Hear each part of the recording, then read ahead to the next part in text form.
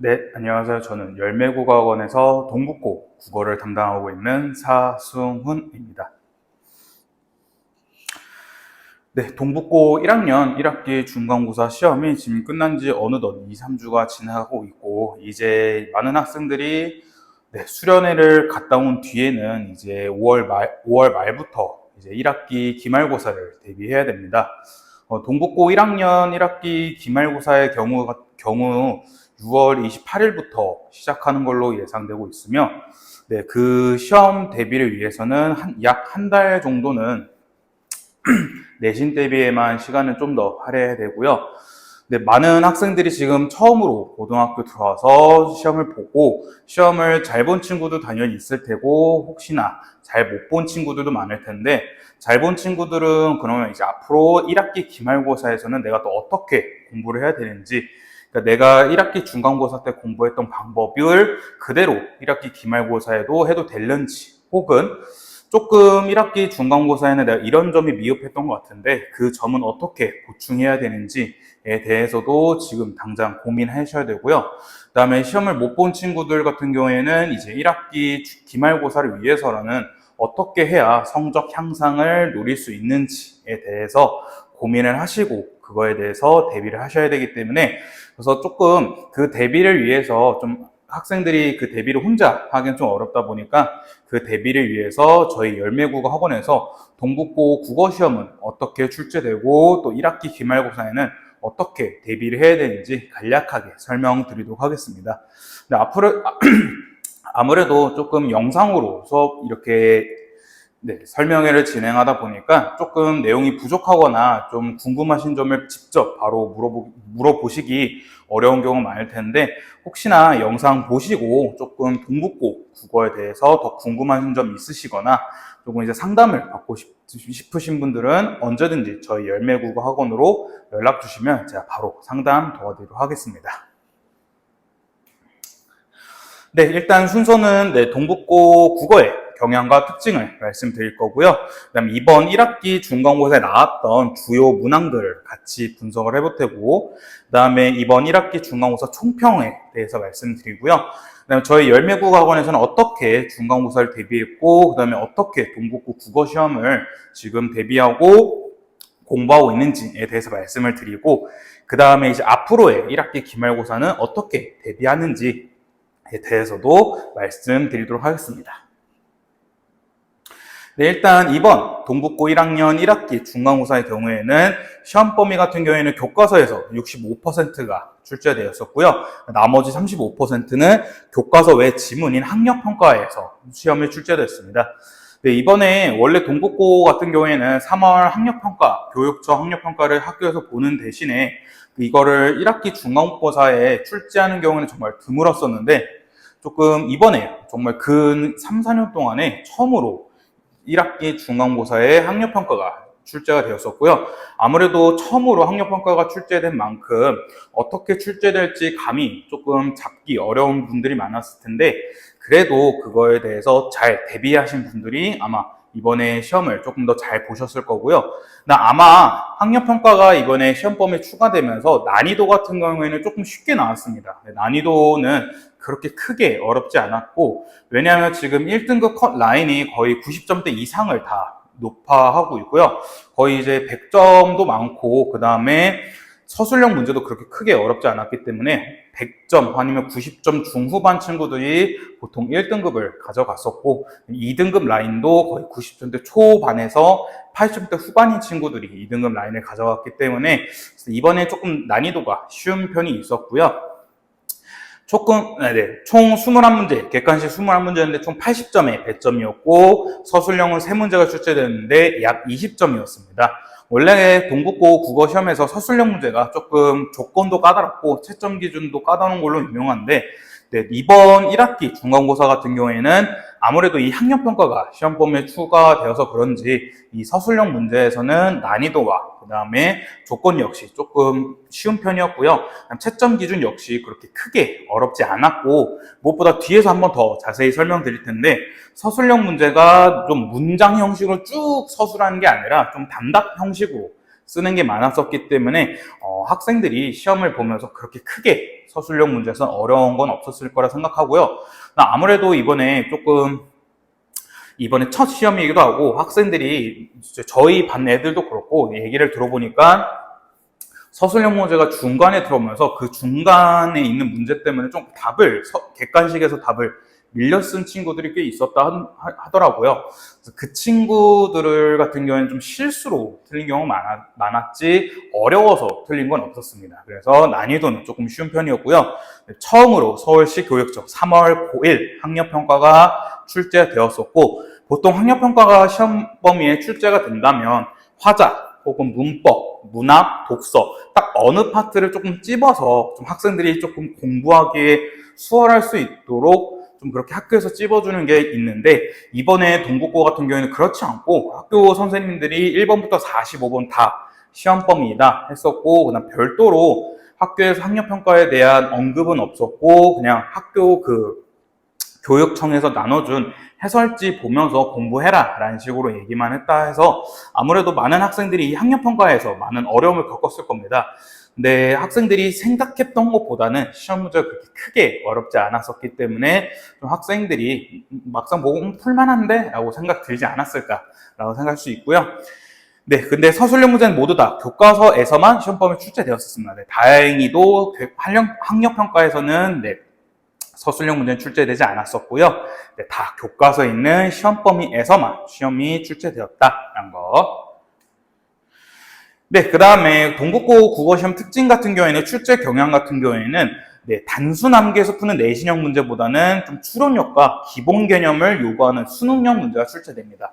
그러니까 이제 학력평가도 이번에 시험 범위에 추가되면서 학생들이 좀 내신, 이제 1학기 중간고사 풀면서 좀 학교 시험을 푼다기보다는 좀 모의고사, 학력평가를 푼다는 느낌이 더 강했을 거라고 생각을 해요. 왜냐면 학력평가도 있었고, 문제들 자체도 단순 암기해서 푸는, 학교에서 푸는 내신형 문제가 아니라 조금 추론력을 요구하는 마치 수능과 비슷한 수능형 문제가 많이 출제되었기 때문에, 그래서 학생들이 풀면서 조금 이건 모의고사나 학력평가 같은 느낌을 받았을 거라 생각을 하고요.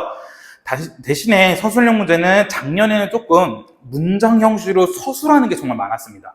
무조건 문장 형식으로 끝나거나 아니면 어떤 단어를 꼭꼭 넣어라 라는 식으로 문제가 출제되었었는데, 올해 서술형 문제 같은 경우에는 그렇지 않고 그냥 단답식으로만 답을 써도 다 만점을 받을 수 있었던 문제들이 출제가 많이 되었었고요.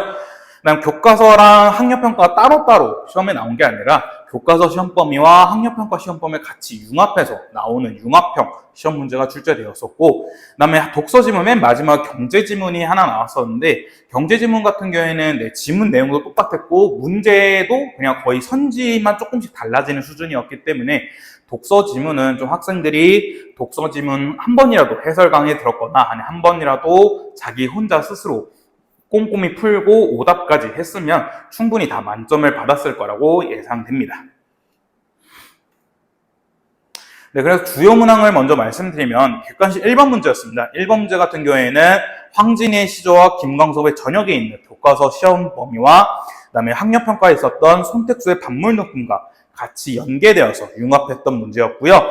단순 암기보다는 기본 개념의 수능형 문제였습니다. 왜냐하면 청각적 심상, 그러니까 청각적 이미지죠. 그 다음에 계절감의 시어 혹은 계절적 이미지 등의 기본 개념이 중요했던 문제였었고요. 그래서 시험 대비를 하면서 학생들이 단순하게 교과서에 있는 지문만 알고 그 다음에 학력평가에 있는 지문 개념만 아는 게 아니라 교과서에 있는 지문이 학력평가의 지문과 어떤 지문과 연계돼서 나올 수 있는지 그 포인트를 잡았어야 좀 학생들이 수월하게 공부할 수 있었고 시험에서도 좀 수월하게 맞출 수 있었습니다. 그렇기 때문에 저희 열매국어 학원에서는 이번에 1학기 중간고사를 대비하면서 이런 식으로 대비를 했었습니다. 황진이 시조가 이렇게 나올 텐데, 황진이 시조 같은 경우에는 고향의 천정 혹은 반물눈금, 금방울전, 고공닭주인가와 연계돼서 나올 수 있다 했는데, 제가 이렇게 딱 연계 포인트를 찝었을 때 어떻게 좀 찝었냐면, 황진이의 동짓달 기나긴 밤 같은 경우에는 조금 그리움의 감정이 컸었기 때문에 그 그리움의 정서와 좀 유사한 고향의 천정과 반물 눈금이 같이 연결돼서 나올 수 있을 거고, 황진이의 동짓달 기나긴 밤 같은 경우에는 고전 문학이기 때문에 갈래별로 만약에 연계가 된다면 고전 소설과 고전 문학이었던 고공닭주인가와 금방울전과 연계돼서 알 수 있었다. 이런 식으로 제가 수업을 진행했었고, 학생들한테 정확히 어느 포인트가 이렇게 나올 수 있으니까 이 포인트를 조금 더 잘 기억해둬라 라는 식으로 말했기 때문에, 그래서 이런 식으로 좀 기본 개념과 그 다음에 연계되어 나올 수 있는 포인트까지 좀 꼼꼼하게 학생들이 학습했더라면 좀 수월하게 맞출 수 있었던 문제였고요. 네, 그다음 3번 문제 같은 경우에는 황진이 시조와 유사한 작품을 파악하라는 거였는데, 네, 이 3번 문제가 아무래도 동국고 국어시험의 시그니처 문제라 할 수 있습니다. 그래서 혹시나 동국고 1학년에 들어와서 1학기 중간고사를 봤는데 3번 문제를 처음으로 봤다 하시는 분들은 그분들은 이제 앞으로 조금 공부 포인트를 어떻게 잡아야 되냐면, 이렇게 아마 자습서나 평가 문제집이나 아니면 시중에 있는 문제집을 보시면 그 1번부터 5번 선지가 다른 작품으로 되어 있는 경우가 있습니다. 그러니까 1번부터 5번 선지를 해서 뭐 이 작품의 표현상의 특징, 혹은 정서, 혹은 뭐 특별하게 황진이 같은 경우에는 추상적 관념의 구체화라는 표현 방법이 있는데, 이 표현 방법과 유사한 시조를 골라라 라는 문제가 나오는데, 그 문제는 반드시 여러분들이 조금 더 학습을 하셔야 됩니다. 왜냐하면 동국고 국어시험 같은 경우에는 이런 식으로 교과서에서만 나오는 게 아니라 교과서 외인 1번부터 5번에 고전문학의 다른 작품이 출제되는 거 많습니다. 그렇기 때문에 학생들이 시험장에서 바로 그 작품들을 스스로 분석하셔야 되고, 그렇게 분석하기 위해서는 기본 개념이 필요하기 때문에, 그래서 혹시나 3번 문제를 많이 어려워하셨거나 3번 문제를 틀리셨던 분들이라면 기본 개념을 확실하게 조금 더 공부를 하셔야 되고, 그 다음에 자습서나 평가 문제집 혹은 시중 문제집을 푸시면서 외부 지문이 있는 작품이 있는 문제가 있다면 그 문제는 다시 한번 좀 더 꼼꼼히 보셔야 여러분들이 동국고 3학년 내내 조금 시그니처 문제의 강점을 볼 수 있습니다. 근데 이게 정말 시그니처 할 수 있는 게 2학년, 3학년 돼서도 계속해서 출제가 됩니다. 네, 그렇기 때문에 반드시 아셔야 되고요. 그래서 학생들이 시험장에서 직접 고전문학을 분석해야 되는 능력을 요구하는 시험이고요. 그래서 이런 문제를 대비하기 위해서는 앞에 말씀드렸던 것처럼 학생이 스스로 작품 분석할 수 있도록 기본 개념을 확실하게 좀 꼼꼼히 아셔야 되고, 그 다음에 별도의 문제집을 많이 푸시면서 여러 작품들을 다양하게 보시는 게 중요하다고 말씀드릴 수 있습니다. 그렇기 때문에 저희 열매국어에서는 시험 대비할 때 이런 문제 당연히 풀었습니다. 네, 이렇게 1번부터 5번 선지가 타작품 혹은 외부 지문인 작품들을 갖고 와가지고, 그래서 이렇게 가시조에 나타나 있는 시적화자 정서 유사한 걸 찾아라 라는 식으로 문제가 출제되었었고, 그 다음에 저희 열매국어에서는 이런 식으로 예상 문제와 변형 문제를 풀면서 학생들에게 다양한 작품들을 정말 많이 접하게 할 수 있도록 했던 게 이번 시험 대비의 포인트였습니다. 네, 그 다음 7번 문제는 학력평가의 고공답주인과 단독 문제였는데, 이거는 그렇게 크게 어렵지 않았고요. 고공답주인과의 소위 말하는 내용일치 문제였습니다. 네, 내용일치 문제였기 때문에 학생들이 이제 3월 학력평가의 고공답주인과라는 작품을 좀 꼼꼼하게 파악하셨다면 충분히 문제를 맞출 수 있었고요. 그래서 이제 저희 열매국어에서도 시험 대비할 때 조금 특징에 대해서 좀 더 강하게 말씀을 드렸습니다. 강하게 하는데 특히 고공답주인과에서는 헷갈리면 안 되는 게, 그 신하가 임금한테 얘기하는 게 있는데, 임금님, 당신한테도 잘못이 있습니다. 저희한테만 잘못이 있는 게 아니라 당신한테도 잘못이 있어요 라고 얘기하는데, 그 포인트에 조심하셔야 될 게, 학생들이 많이 고전문학 해석하면서 틀리는 게 뭐냐면, 우리들, 신하들은 잘못이 없고 임금님, 당신만 잘못이 있습니다 라고 학생들이 많이 오해를 하고 그런 식으로 해석하는 경우가 많았습니다.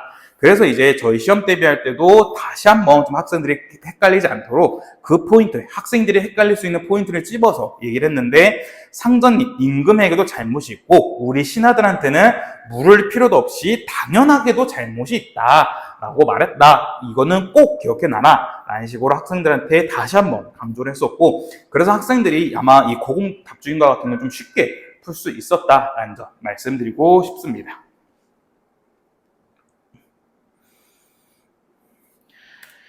네, 그 다음에 서술형 1번부터 3번 문제였는데, 총 2옥설, 세상에서 가장 아름다운 이별, 웰컴 투 동막골, 그는 유전자 변형 농산물 토론에서 출제가 됐었는데, 네, 조건이 까다롭지 않았고요. 아마 조금 서술해야 되는 게 길었던 게 맨 마지막 3번 문제였습니다. 유전자 변형 농산물 토론 문제였는데, 거기서 이제 각각 찬성 측과 반대 측이 어떤 주장을 하고 어떤 근거를 들었는지 자세히 써야 되는 게 있었는데, 이거는 조금 시간 관리만 어느 정도 하고 그 다음에 학생들이 내용만 꼼꼼하게 파악했으면 쉽게 풀 수 있었고요. 이옥설과 세상에서 가장 아름다운 이별, 웰컴 투 동막고 같은 경우에는 충분히 나올 수 있었던 포인트였고 거의 다 단답형 형식으로 나왔었기 때문에 그렇게 크게 어렵지 않았었습니다. 네, 그래서 저희 열매 국어에서는 어떻게 대비했었냐면, 이게 이제 학생들이 좀 이제 저희 반 들었던 친구들은 놀랬다고 했는데, 제가 이제 얘기했던 게 세상에서 가장 아름다운 이별의 그 단독주택 혹은 뭐 무덤 혹은 뭐 라디오, 고장난 라디오 이런 것들의 상징성을 알고 있어야 되고, 그다음 추가적으로 웰컴 투 동막국을 비교했을 때 공간의 상징성이 무조건 나올 수 있다. 왜냐하면 전원주택은 인이야, 남은 가족의 희망이 결집된 공간이고, 동막골 같은 경우에는 인간의 분열이나 싸움이 침범되지 않은 순수의 공간인데, 이게 그대로 교과서 학습 활동에 그대로 써 있었습니다. 그렇기 때문에 이런 포인트는 동북고에서 너무나도 좋아하는 포인트이기 때문에, 그래서 제가 시험 대비해 줄 때도 학생들한테 이 포인트는 꼭 기억해 놔라 했는데, 그게 그대로 이번에 시험에 출제됐어가지고 학생들이 정말 덕분에 잘 많이 풀었다라고 해가지고 저 역시도 좀 다행이다 생각을 했었고요. 네, 그래서 좀 총평을 해드리자면, 이번에 난이도는 그렇게 크게 어렵진 않았고 중보다 조금 더 낮은 하와 중 사이에 있었던 한 중하 정도라고 생각하시면 될 것 같고요. 왜냐하면 극강의 오답률을 보이는 킬러 문항도 없었고, 그 다음에 고난이도 문제도 없었고, 충분히 자습서, 평가 문제집, 기출 문제 이 세 가지로만 충분히 대비할 수 있었던 게 이번 시험 범위였습니다. 이게 또 기출문제를 해가지고 학생들이 기출문제 어디서 구해요? 할 수 있는데, 동북고 같은 경우에는 학교 홈페이지 들어가시면 기출문제 모음이 따로 있고요. 혹시나 그게 다운이 안 되신 분들이라면 도서관에 가시면 기출문제를 다 보실 수 있습니다. 그리고 혹시나 만약 그거조차 안 된다면 학교 선생님께 기출문제집 혹시 기출문제를 조금 받을 수 있냐라고 말씀하시면 충분히 다 학교 선생님이 도와주시니까, 여러분들 기출문제는 무조건 풀어야 된다. 왜냐하면 동북고 같은 경우에는 뒤에 다시 한번 더 말씀드리겠지만 기출 경향이 좀 계속해서 비슷해요. 그렇기 때문에 여러분들이 기출문제를 풀면서 우리 동북고는 이런 포인트 혹은 이런 점을 조금 강조해서 시험에 출제되는구나 라는 걸 파악하셔서 그 부분을 조금 더 꼼꼼히 보셔야 되는 게 동북고 국어시험이기 때문에 여러분들 꼭 기출문제 확인하셔야 되고요. 네, 문제 유형 같은 경우에는 내신형 문제보다는 수능형 문제가 좀 더 많이 출제되었었고요. 이번에 조금 특이했던 점이 모의고사가 학력평가가 같이 출제되었는데, 이렇게 출제되면서 좀 아마 학생들이 좀 처음으로 낯설 수 있기 때문에 시험 난이도를 좀 낮춘 게 아닐까라는 식으로 예상할 수 있고, 아마 1등급 같은 경우에는 객관식에서 한두 개 오답을 틀리거나 정말 만점을 받으셨어야 되고요. 그 다음에 서술형에서는 정말 거의 만점을 받으셨어야 1등급을 조금 기대할 수 있지 않았을까. 왜냐하면 아마 서술형 문제에서 정말 많이 깎이진 않았을 겁니다. 그래서 정말 1, 2점 정도 깎였어야 1등급을 좀 기대할 수 있었던 시험이었던 게 이번 동북고 1학년 1학기 중간고사 시험이었습니다. 그래서 동북고 국어시험은 어떻게 대비를 했냐면, 제 첫 번째, 시험 범위 내 개념을 확실하게 파악해야죠. 왜냐하면 당연히 시험 범위에 있는 개념은 시험에 당연히 그렇게 출제되니까 하나부터 열까지 정말 꼼꼼하게 빈틈없이 다 확실하게 아셔야 시험에서 조금 더 강점을 보일 수 있고요. 그 다음에 또 추가적으로 수능형 문제가 많이 출제되다 보니까 수능형 문제를 위해서라도 꼭 내신 대비 한 달만 공부하는 게 아니라 비내신 기간에도 계속해서 국어 공부를 하시는 식으로 하셔서 수능형 문제를 위해서라도 기본 개념을 조금 더 하셨어야 되고, 이 기본 개념이라는 게 무슨 말이냐면, 여러분한테 제가 물어보고 싶은 게 이겁니다.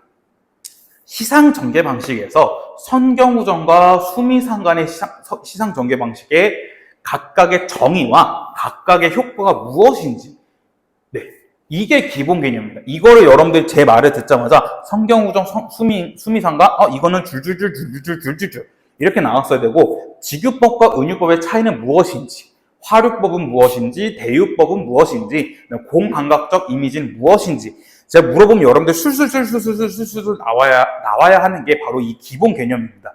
그래서 혹시나 여러분들 제가 지금 말한 것 중에 하나라도 모르시면 정말 여러분들 기본 개념이 안 잡혀 있는 거니까 다시 한번 기본 개념 꼭 꼼꼼하게 꼭 보셔야 되고요. 그 다음에 아까 말씀드렸던 것처럼 기출문제 여러분들 꼼꼼하게 한번 보시면서 실전 연습하시는 게 동북고 1등급을 위한 시험 전략이라고 말씀드릴 수 있겠습니다. 네, 그래서 저희 열매국어 같은 경우는 어떻게 중간고사를 먼저 대비했었냐면 저희는 이제 중간고사 대비라 해가지고 좀 공식적인 대비 같은 경우에는 3월 말부터 진행했었는데 비내신 기간에도 3월 초부터 조금 내신 대비와 모의고사 대비를 같이 진행했습니다. 어떻게 진행했냐면 당연히 기본 개념부터 확실히 꼼꼼히 봤었고요. 풍자와 해학의 차이가 무엇인지에 대해 수업을 하고 추가적으로는 중간고사 시험 범위 개념 역시 출제가 같이 시험 대비를 했는데 어떻게 했냐면 이제 학력평가가 이번에 시험 범위에 추가된다 해서 교과서에 있는 개념과 학력평가의 개념이 어떻게 출제가 될 것인지에 대해서도 다시 한번 수업을 했었고 기출 경향에 맞춘 예상 문제를 계속해서 풀면서 학생들에게 우리 학교 기출 경향에 맞춘 문제여서 이 문제를 계속해서 실전이라고 생각해서 연습할 수 있었던 시간을 가졌고요. 그 다음에 이게 가장 중요하다고 생각합니다. 1대1 개별 확인 학습, 그러니까 1대1 개별 클리닉 수업을 진행했습니다. 이 1대1 개별 클리닉 수업이 뭐냐면 학생들이 숙제를 풀어오면 저한테 이제 1대1로 확인을 받아야 되는데 맞은 문제도 제가 다시 한번 확인합니다. 맞은 문제도 1번에 1번이나 체크했는데 왜 1번이 정답인지 설명을 해봐 했는데 설명이 정말 적절하다면 학생이 확실하게 이 문제를 알고 맞춘 건데 간혹 애들이 찍거나 아니면 확실하지 않은 상태에서 문제를 찍어서 맞추는 경우가 많아요.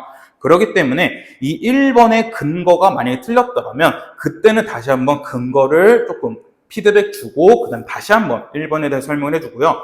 그다음 2번을 틀렸으면 2번을 선택했는데 답이 4번이다 할 경우에는 왜 2번을 답이라 생각했는지, 그 다음에 왜 답이 4번인지 이렇게까지 조금 꼼꼼하게 1대1식으로 개별 클리닉을 진행해가지고 학생의 수준별로 조금 개별적으로 좀 나간다고 생각하시면 될 것 같습니다. 네, 그래서 이걸 조금 더 자세히 설명드리면 문학 파트 같은 경우에는 기본 개념, 아까 제가 말씀드렸던 것처럼 시상 전개 방식이라든지 풍자와 해학이 무엇인지 이런 식으로 좀 더 꼼꼼히 보고요. 독서 같은 경우에는 각 주제별로 어떻게 글을 읽어야 되는지와 그다음 추가적으로는 이제 그와 관련된 배경 지식을 설명해 줍니다. 그래서 이번에 같은 경우에 예를 들면 학력평가의 프로이트와 융에 대해서 얘기가 나오는데 둘 다 이제 무의식과 관련된 얘기였습니다. 그렇기 때문에 이 무의식과 관련된 프로이트에 대한 그 개념은 다른 독서 질문에서 충분히 나올 수 있기 때문에 그와 관련된 배경 지식을 같이 수업을 진행했었고요. 그다음 문법 같은 경우에는 지금 의문부터 꼼꼼하게 다시 한번 보고 있고, 그다음에 지금 1학기 기말고사 때 문법이 시험 범위에 추가된다 했기 때문에 지금 5월 달부터 계속 꾸준하게 저희가 문법을 나가고 있는데 문법도 단순 암기해서 푸는 게 아니라 확실하게 먼저 개념을 이해하고 그 다음에 이 개념을 적용할 수 있는 다양한 문제풀이를 통해서 조금 다시 한번 개념을 적용하는 연습을 진행하고 있고요. 앞서 말씀드렸던 것처럼 1대1 확인학습을 진행하고 있고 그 다음에 월간 테스트를 보고 있습니다. 근데 지금은 이제 비내신 기간이어서 주간 테스트까지 같이 보고요. 내신 대비 같은 경우에는 이제 예상 문제풀이를 통해서 월간 테스트를 진행하고 있습니다. 주간 테스트와 월간 테스트를 통해서 학생들의 성취도를 확인하고 학생들이 개개인적으로 조금 더 피드백을 주면서 기본이 되어 있는 친구들 같은 경우에는 좀 심한 문제를 좀 더 줄 수 있고 아직 기본이 안 되어 있는 친구들 같은 경우에는 기본을 다잡을 수 있도록 기본 문제를 조금 더 추가적으로 주는 이런 식으로 월간 테스트와 주간 테스트를 진행하고 있습니다. 네, 그래서 이번 1학기 기말고사는 저희가 어떻게 대비를 할 거냐면요. 먼저 개념 교재를 통해서 시험 범위 개념을 확실하게 먼저 볼 거고요. 그래서 5월 28일부터 1학기 기말고사 대비를 할 텐데 5월 28일과 그다음에 6월 4일인가 6월 5일 텐데 6월 4일일 텐데 이 2주 동안에 개념을 좀 더 꼼꼼히 보고요. 그다음에 이제 매주 주간 테스트를 보면서 조금 학생들의 개념을 다시 한번 다잡는 식으로 하고 그다음 개념 정리 노트와 숙제 교재를 통해서 개념 테스트를 볼 겁니다. 그러니까 주간 테스트와 개념 테스트는 좀 다르다고 생각하시면 될 것 같아요. 주간 테스트 같은 경우에는 개념을 적용하는 연습이고 그다음에 개념 정리 노트와 숙제 교재를 통한 개념 테스트는 학생이 개념 이제 주간 테스트를 보면서 개념 적용 잘 안 될 경우에는 다시 한번 기본 개념을 알고 있는지 그 기본 개념을 테스트하기 위한 개념 테스트를 볼 거고요. 그 다음에 기출 경향에 맞춘 예상 문제와 파이널 모의고사를 통해서 실전 대비 연습을 꾸준히 할 예정입니다. 그래서 이번에 좀 더 저희가 이제 어떻게 대비했는지 좀 자세히 말씀드리면, 이게 이제 저희 열매국어 학원만의 자체 교재를 수업하고 있고요. 이 자체 교재에 대해서 조금 더 자세히 설명드리면, 앞에 말씀드렸던 문학 같은 경우 기본 개념이 좀 중요합니다. 기본 개념이 중요한데, 이제 저도 시중에 있는 문학, 이제 교과서라든지 문제집을 여러 가지 보면서 연구를 했는데, 동북고 친구들한테 좀 더 잘 어울리고 동북고 친구들한테 좀 더 도움을 줄 수 있는 문제집 무엇일까 하면서 계속해서 연구를 했는데, 일단 제가 원했던 교재는 기본 개념도 되어 있고, 그다음에 개념을 적용할 수 있는데 그냥 개념을 아무 작품을 보면서 적용하는 게 아니라 동북고 교과서에 있는 작품과 조금 유사한 작품들을 같이 보면 학생들이 기본 개념, 모의고사도 대비하고 더 나아가서는 내신까지도 같이 볼 수 있지 않을까라고 생각했는데, 아무래도 그런 교재는 시중에 잘 없었기 때문에, 그래서 이제 제가 좀 동북고 학생들에 맞춰서 개념 교재를 따로 만들었습니다. 그래서 이 옆에 있는 건 정말 제가 하나하나 타이핑을 해가지고 학생들에게 필요한 기본 개념을 다 정리를 했었고요.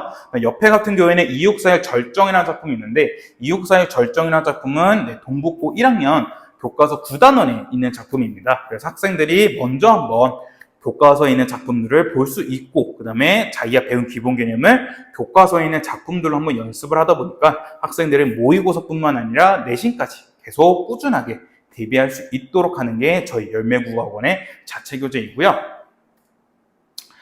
네, 이거는 학생들한테 끝나고 언제 학생들한테 얘기했던 건데, 네, 뭐든지 될 수 있습니다. 할 수 있다라고 말하는 사람들이 세상을 움직이고 세상에서 성공한다라는 말인데, 이제 학생들한테 제가 1학기 중간고사 끝나고 언제나 당부했던 점이 뭐냐면, 1학기 중간고사 끝나고 가장 해야 되는 생각과 해야 되지 말아야 되는 생각이 두 가지가 있다 했는데, 하지 말아야 되는 생각 같은 경우에는 해도 안 되네 라는 생각이고, 해야 되는 생각은 그래, 내가 1학기 중간고사 봤는데 진짜 해야 될 것 같아, 공부를 해야 될 것 같아, 그냥 공부를 해야 될 것 같다는 생각만 들어도 1학기 중간고사에서 기말고사까지 갈 때 더 발전할 수 있으니까 너무 1학기 중간고사 성적에 좌절하지 말고, 왜냐하면 또 이제 1학기 성적 같은 경우에는 중간고사, 수행평가, 기말고사 이렇게 세 가지를 합쳐서 평가가 되는 거다 보니까 중간고사 성적이 좀 낮았던 친구들이라도 수행평가와 그다음에 6월 말에 있는 기말고사에서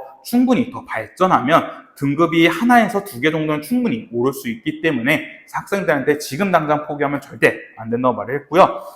좀 학생들한테 추상적으로 목표를 잡아주는 것보다 좀 구체적으로 목표를 잡아주면 좋겠다 생각을 해서, 학생들한테 이번에 중간고사 끝나고 1대1로 상담을 할 때 학생들한테 딱 3문제만 더 맞추라 했습니다. 1학기 중간고사 성적에서 기말고사 성적에서 딱 3문제만 더 맞자라고 했는데, 이 3문제라고 하면 학생들이 되게 3문제 받게요? 이럴 수밖에 없는데, 3문제라고 하면 정말 등급이 확실한 것 같습니다.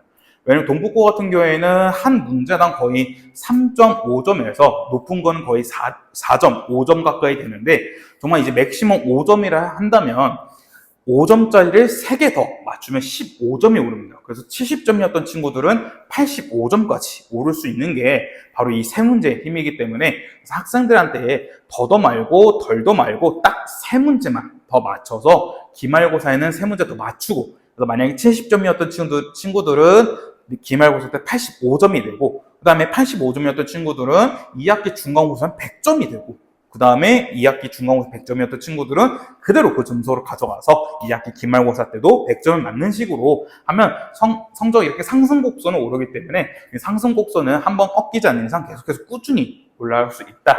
그래서 학생들한테 딱 3문제만 더 맞추자라고 얘기를 했기 때문에, 이 영상을 보고 있는 여러분들도 그래, 나는 이번 중간고사보다 기말고사 딱 3문제만 더 맞추자라는 생각으로 조금 더 꼼꼼히 공부를 해주시면 될 것 같습니다. 네, 이번에 아마 1학기 기말고사 때 3단원, 그 다음에 4단원, 5단원 이렇게 출제되는데, 3단원 같은 경우에는 문학작품 한 작품, 4단원은 문법, 그 다음에 5단원은 화법과 작문이 출제돼가지고 아마 공부해야 될 내용이 좀 많을 수 있습니다. 특히 4단원의 문법이 출제되기 때문에 특히 3단원과 5단원에 있는 문학과 화법과 전문 지문은 난이도가 그렇게 크게 어렵지 않습니다. 그렇기 때문에 아마 4단원에서 조금 변별력을 더 요구할 수 있기 때문에 4단원 문법을 좀 더 꼼꼼히 보셔야 되고, 동북고 문법 같은 경우에는 좀 많이 어렵습니다. 어렵기 때문에 여러분들을 조금, 특히 문법 같은 경우에는 기본 개념 확실하게 아시고 계속해서 좀 반복적으로 기출문제와 모의고사 문제도 계속해서 보시면서 지역적인 문제 역시 대비할 수 있으면 충분히 1학기 기말고사에서 성적이 역전될 수 있으니까 포기하지 마시고 1학기 기말고사 때까지 열심히 하시면 좋을 것 같습니다. 네, 지금까지 열매국어에서 동북고 국어를 담당하고 있었던 사승훈이었습니다.